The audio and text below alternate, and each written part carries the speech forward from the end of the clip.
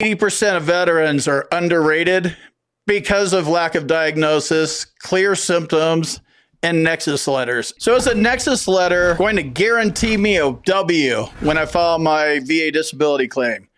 There is no guarantees with the VA. The VA is only reliable for like moving like a sloth and basically just sucking and full of excuses. So there are no guarantees. And then that kind of comes down to like who should write the Nexus letter. So the legal standard is a qualified medical professional. So depending on the type of claim, usually it's a mental health claim or like orthopedic, like broken bones and pain and migraines and sleep apnea and stuff like that is basically they fall in two different buckets. So qualified is a nurse practitioner, a PA, physician's assistant, or a MD, medical doctor. You may encounter one of those people in the CNP exam process, right? I've encountered nurse practitioners and doctors. So it's just qualified. I think they do that because they do farm these things out to nurses and PAs and stuff.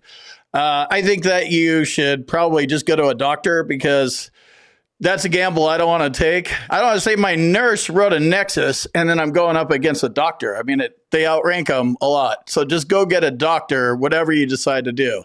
There are no guarantees with it. So you don't need to get the #1 sleep apnea specialist in the world. The VA doesn't care about him. Just get a doctor that's qualified to talk about sleep apnea and the disability you have a claim for and make sure they understand how to write Nexus letters. The prices are all over the board because there's no standard for this. So I get, going with cheap Nexus letters.